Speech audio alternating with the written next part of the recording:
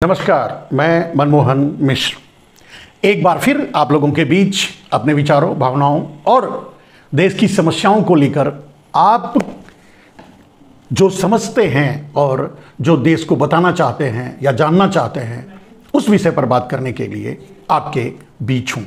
दोस्तों,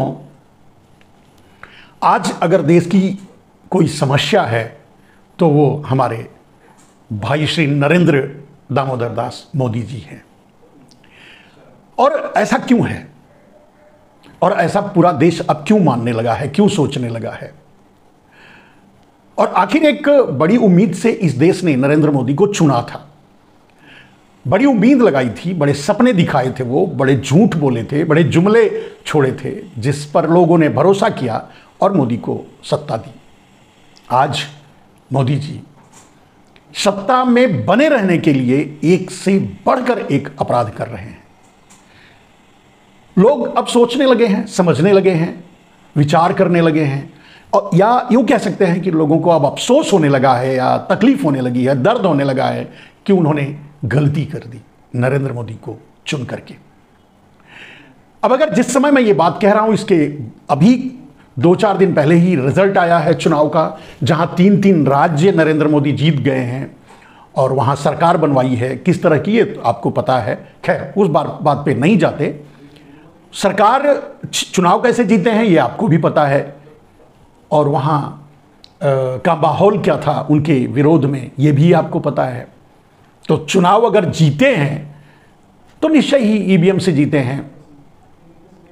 अभी बात ईवीएम की नहीं, बात जो आज आपके सामने रखी है मेरे दोस्तों, वो ये है कि मोदी का डर क्या है, मोदी इस तरह के क्यों हैं, मोदी पक्के गुजरात चोरवादी क्यों हो गए, गुजराती चोरवादी क्यों हो गए। मतलब अडानी, अंबानी या विनोद अडानी या नीरव मोदी, मेहुल चौकसी, ललित मोदी जैसे भगोड़े, चोरों, बैंक करप्ट, बैंक फ्रॉड लोगों के साथ क्यों खड़े हो गए, या पूरे देश को, देश के व्यापारियों के कानों पर बंदूक रख करके उनके संस्थान को छीन करके अडानी को क्यों देने लगे, या पूरे देश के इंफ्रास्ट्रक्चर पर मोदी खुद अडानी के जरिए कब्जा करने के बारे में क्यों सोचने लगे। आम आदमी के बारे में एक बार भी नहीं सोचते नरेंद्र मोदी। आखिर ऐसा क्यों हुआ, कारण क्या है?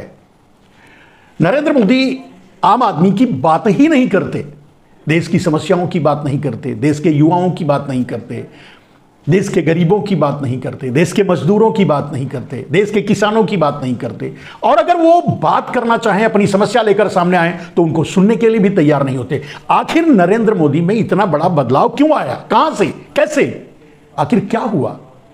2014 से पहले नरेंद्र मोदी इस तरह की बात तो नहीं करते थे।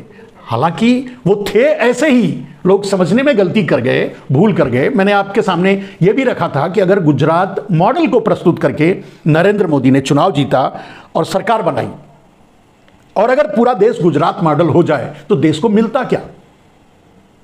ललित मोदी, नीरव मोदी, मेहुल चौकसी, विनोद अडानी, गौतम अडानी, अंबानी, या वो गुजराती फ्रॉड चोर हर्षद मेहता से लेकर जो आज तक करते आ रहे हैं, वही मॉडल मिलता पूरे देश को?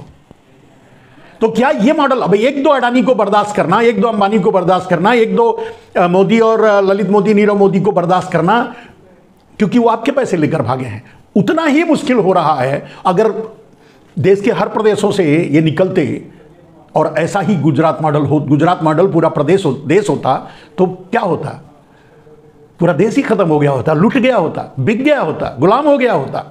खैर, अब आज इस बारे में भी नहीं, बात का मुद्दा आज का यह है कि मोदी का आखिर डर क्या है।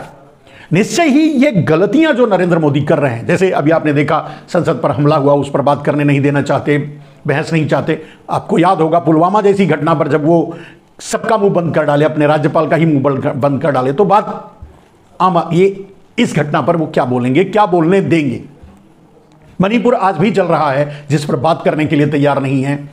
किसान आज भी मर रहा है, आत्महत्या कर रहा है थोड़े थोड़े अमाउंट के लिए, उस पर बात करने के लिए तैयार नहीं है। महंगाई आज भी 100 रुपए के ऊपर पेट्रोल खरीदना पड़ रहा है लोगों को, उस पर बात करने के लिए तैयार नहीं है। खाद्यान्न तेल आप देख रहे हैं कि लोग कितने महंगे खरीद रहे हैं, लोगों की महंगाई से कमर टूट रही, उस पर बात करने के लिए मोदी तैयार नहीं है। बेरोजगारी अपनी सारी सीमाएं तोड़ चुकी है, शायद भारत 1947 के भी पीछे चला गया है बेरोजगारी के मामले में, उस पर नरेंद्र मोदी बात करने के लिए तैयार नहीं। तो आखिर नरेंद्र मोदी बात किस पर करेंगे? और सवाल उठता है कि नरेंद्र मोदी फिर प्रधानमंत्री किस लिए हैं? क्यों है नरेंद्र मोदी प्रधानमंत्री? क्यों बने प्रधानमंत्री? सिर्फ अडानी की सेवा करने के लिए, अडानी का पैसा बढ़ाने के लिए, अडानी को काला धन मुहैया कराने के लिए, पूरे देश का इंफ्रास्ट्रक्चर अडानी को देने के लिए, पूरे देश पर इनडायरेक्टली बैकडोर से कब्जा करने के लिए, पूरे देश को गुलाम बनाने के लिए? आखिर क्यों है नरेंद्र मोदी प्रधानमंत्री जब देश की समस्याओं पर बात करने के लिए तैयार नहीं? चाहे वो संसद हो या सड़क, सड़क पर कोई बात करने की कोशिश करेगा तो उसे मारा जाएगा, पीटा जाएगा, जेल में डाला जाएगा। संसद के अंदर नेता अगर बात करेंगे तो उसे उठाकर फेंक दिया जाएगा, बाहर फेंक दिया जाएगा। आपने देखा 15 सांसदों को निलंबित कर दिया गया मात्र इसलिए कि संसद की सुरक्षा पर बहस की जाए, नहीं करने के लिए तैयार हुए। एक ऐसे नेता को भी निलंबित किया जो सदन में ही नहीं था। ऐसे तो मूर्ख और अनपढ़ बैठे हैं, इनकी तरफ से डिफेंड करने के लिए इनकी पार्टी को या मोदी को। खैर, बात यहां यह आती है कि आखिर ये सारी घटनाएं, ये सारे परिवर्तन, आज आरएसएस पूरी तरह से हक्का बक्का है ये 3 राज्यों में चुनाव जीतने के, क्योंकि आरएसएस ने अपने कैडर्स को बोला था कि नहीं देना है वोट, मोदी को हराना है, बीजेपी को हराना है, फिर भी ये जीत गए। आरएसएस हक्का बक्का है, भारतीय जनता पार्टी का कैडर हक्का बक्का है, भारतीय जनता पार्टी के नेता और जो कार्यकर्ता है वो भी हक्का बक्का है। अरे ये रिजल्ट कहां से आया? कैसे जीत गई भारतीय जनता पार्टी? जितना आश्चर्य आज कांग्रेस नहीं है, उसकी राइवल पार्टी जो वो जीत रही थी, उससे ज्यादा ये आश्चर्य में है कि आखिर जीत कैसे गए मोदी खुद। खैर, लेकिन ये तो साबित ही हो गया, ये तो कहने की बात नहीं है कि डेफिनेटली ईवीएम से जीता गया है। और अगर कांग्रेस या पूरा देश के नेता या पूरा देश ये चाहता है कि नरेंद्र मोदी के इन दुराचारों को रोका जाए, तो उसका एकमात्र एक ही रास्ता है, वो है ईवीएम को हटाना, ईवीएम के खिलाफ आंदोलन करना। ईवीएम के खिलाफ भारत जोड़ो यात्रा राहुल गांधी को करनी चाहिए, और मैं समझता हूं शायद करेंगे भी। ईवीएम रहा तो 2024 में फिर से नरेंद्र मोदी ही प्रधानमंत्री बनेंगे, इसमें कोई दो राय नहीं। रहेगा नहीं ईवीएम, नरेंद्र मोदी प्रधानमंत्री नहीं बनेंगे, उनकी सारी योजनाएं फेल होंगी। लेकिन अभी की जो स्थिति है वो तो यही कहती है। खैर, ये सारी चीजें, ये सारे दुर्गुण, ये सारी समस्याएं, अगर नरेंद्र मोदी में भरी देश इस मुसीबत में फंसा, देश के साथ इतना गलत व्यवहार हो रहा है, आम आदमी को इस तरह से प्रताड़ित किया जा रहा है, सब कुछ हो रहा है, इसके पीछे कारण क्या है? सवाल मेरे दोस्तों, मैं समझता हूं, जहां तक मैं रिसर्च करता हूं और मैं अध्ययन करता हूं, मेरे सामने मेरी समझ में तो यही आया है कि इन सब के पीछे एकमात्र कारण है नरेंद्र मोदी का डर, कहीं उनकी कुर्सी ना चली जाए। और कुर्सी जाने के बाद डेफिनेटली वो कहां जाएंगे तो आपको पता है। तो सवाल ये उठता है कि नरेंद्र मोदी इतने डरे क्यों हुए हैं? नरेंद्र मोदी को, और अगर डरे हैं, जो कर रहे हैं वो तो डर के ही लोग करते हैं, अपने को सुरक्षित कर देना, अपने बारे में सोचना, किसी भी तरह से उनकी कुर्सी ना खिसक जाए, उसके ही सारा उनका काम, सारी उनकी इवेंट, उनका जो भी षड्यंत्र है, सब कुछ कुर्सी के इर्द गिर्द घूम रहा है कि कहीं उनसे प्रधानमंत्री की कुर्सी हाथ से निकल न जाए। और ये डर आया कहां से? अच्छा ठीक है, अगर नरेंद्र मोदी डर के मारे ये सब कर रहे हैं, तो नरेंद्र मोदी डरते किससे हैं? ये आपका सवाल होगा, ये मेरा भी सवाल है। आप बताइए, मैं भी बता रहा हूं। मेरे दोस्त, अगर मुझसे पूछो आप क्या बोलोगे आप कमेंट में लिखना, लेकिन अगर मुझसे पूछो आप कि नरेंद्र मोदी किससे डरते हैं, नरेंद्र मोदी का डर क्या है? डर तो रहे हैं, डर के ही ये सब कुछ कर रहे हैं, लेकिन नरेंद्र मोदी डरते किससे हैं? नरेंद्र मोदी को किसका डर है? मेरे दोस्त, नरेंद्र मोदी एकमात्र, और किसी से नहीं डरते। विपक्ष को तो वो कुछ समझते नहीं, जब चाहेंगे ईडी भेजकर अंदर करवा देंगे, जब चाहेंगे रेड करवा देंगे, गलत सलत केस डलवा देंगे, अंदर करवा देंगे। कुछ लोगों को करके रखा है, आप खुद देख रहे हैं। नहीं डरते। डरते किससे? मतलब विपक्ष से नहीं डरते।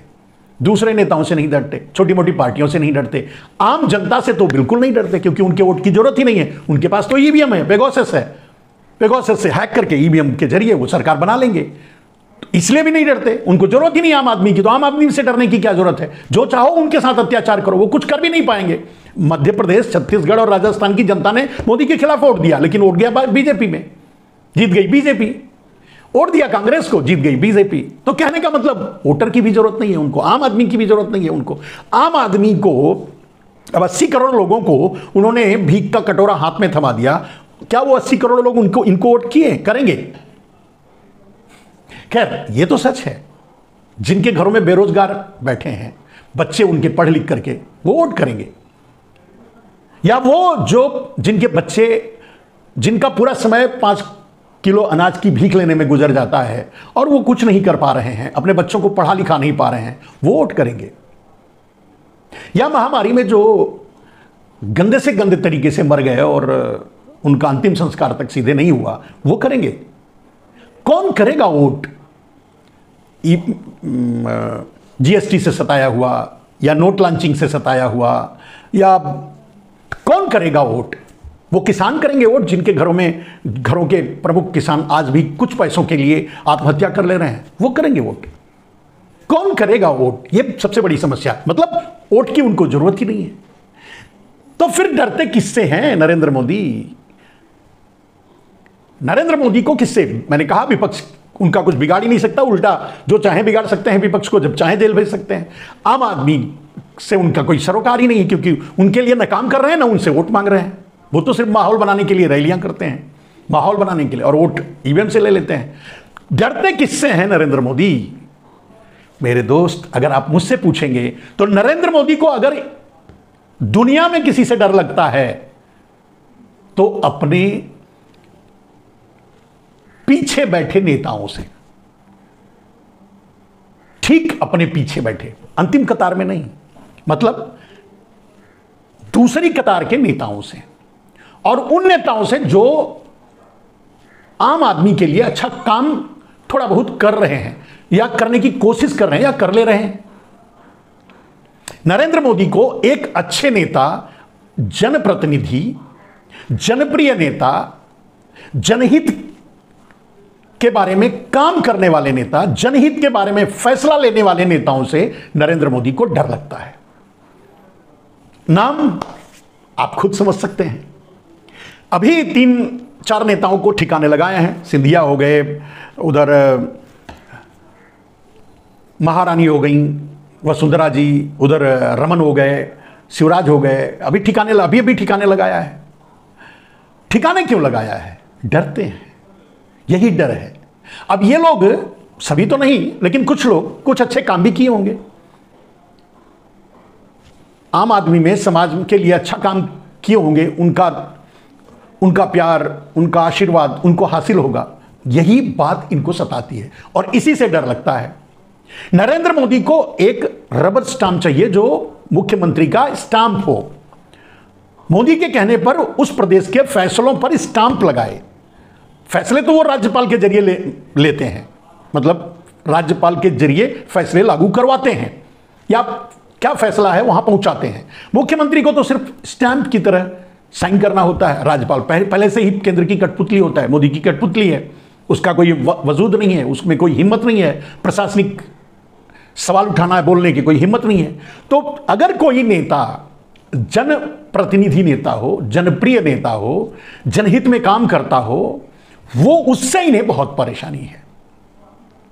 और आप देख रहे हैं जैसे मतलब उत्तर प्रदेश में योगी आदित्यनाथ, ऐसा नहीं है, योगी आदित्यनाथ काम भी ठीक ठाक कर रहे हैं, जनप्रिय नेता भी हैं, आम जनता उनको पसंद करती है। आम जनता और खास करके उत्तर प्रदेश की जनता तो उनको प्रधानमंत्री बनाने के सपने देख रही है, यानी जनप्रिय है तभी तो, और जनहित में फैसले ले रहे होंगे तभी तो वहां की जनता, उत्तर प्रदेश की जनता उनको प्रधानमंत्री बनाने के सपने देख रही है, उस कुर्सी तक पहुंचाना चाहती है। और यही बात नरेंद्र मोदी को पसंद नहीं आती। नरेंद्र मोदी अंतिम कतार में से कोई एक बिल्कुल अपनी ही तरह अनपढ़, अनाड़ी और गंवार, भले ही उसके नाम के आगे डॉक्टर लगा हो या पीछे, वो बात छोड़ दीजिए, काम का अनुभव जिसे ना हो, अनपढ़ और गंवार हो, उस आदमी को उठाकर वो मुख्यमंत्री की कुर्सी पर बिठा देते हैं, बोलते हैं भाई यहां से हम निर्णय लेकर भेजेंगे, तुमको तो बस साइन करना है, राज्यपाल मुहर लगवा लेंगे, काम चलता रहेगा, तुम्हें कहीं आवाज नहीं उठानी है। अगर वहां दंगे होंगे, अगर वहां फसाद होंगे, अगर वो प्रदेश मणिपुर बनता है, अगर वो प्रदेश जम्मू कश्मीर बनता है, अगर वो इस तरह की बातें और घटनाएं हों, तो तुम्हारा कोई काम नहीं है, चुपचाप अपने कार्यालय में बैठे रहना, अपने घर से बाहर मत निकलना, जो होगा हम देख लेंगे, फैसले हम ले लेंगे। यही नरेंद्र मोदी चाहते हैं, ऐसे ही लोगों को बिठाते हैं। उदाहरण सामने है, मणिपुर का है, वहां का राज्यपाल और वहां का मुख्यमंत्री क्या कर रहा है, सिर्फ वहां की तस्वीरें नरेंद्र मोदी को पेगासस के जरिए भेज करके कि थोड़ा एंजॉय कीजिए मोदी जी, यहां क्या हो रहा है,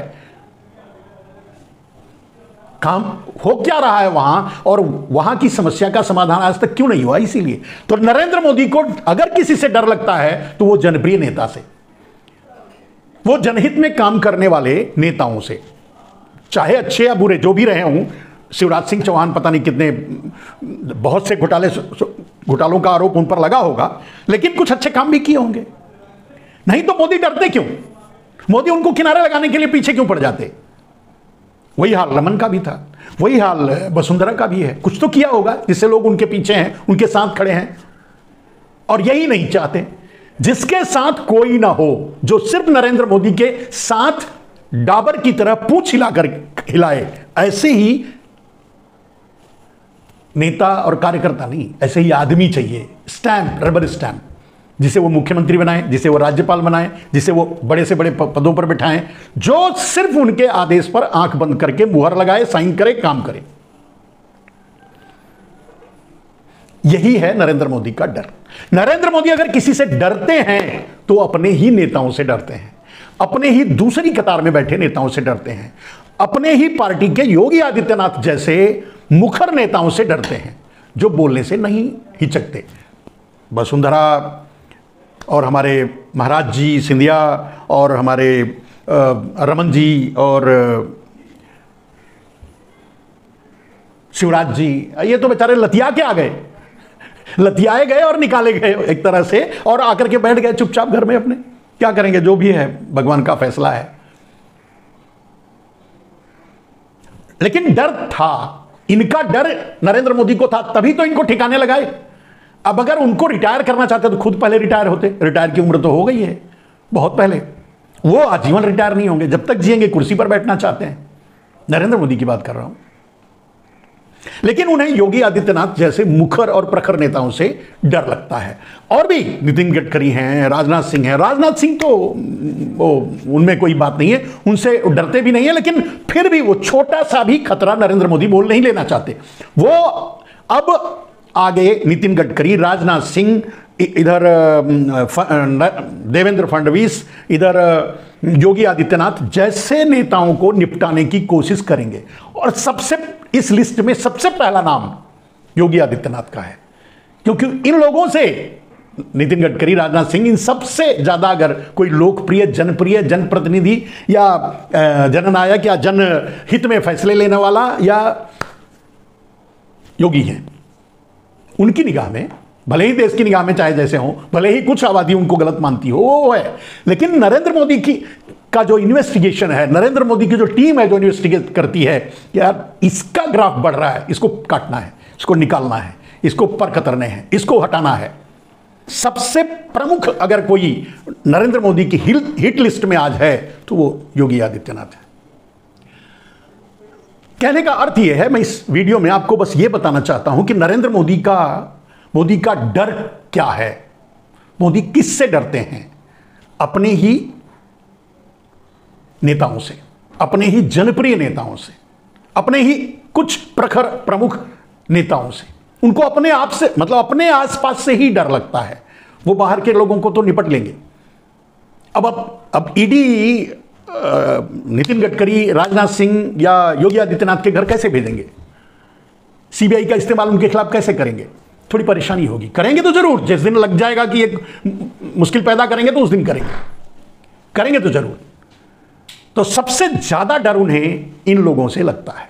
अपने ही नेताओं से लगता है, अपने ही दूसरी कतार के नेताओं से लगता है कि कहीं कोई उन्हें ओवरटेक ना कर जाए। यहां तक कि अगर अब इस लिस्ट में सबसे पहला नाम अगर माना जाए तो वो सबसे पहला नाम है जिससे सबसे ज्यादा डरते हैं नरेंद्र मोदी, वो है अमित शाह। अपने आप और अपनी परछाई से भी नरेंद्र मोदी को डर लगता है।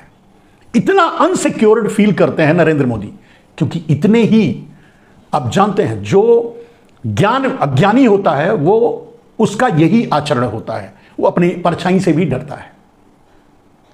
और वही हाल नरेंद्र मोदी का है। तो नरेंद्र मोदी के डर के बारे में आप समझ गए, लेकिन नरेंद्र मोदी की ताकत क्या है इसके बारे में भी जान लीजिए इसी वीडियो में, मात्र 2-3 मिनट में।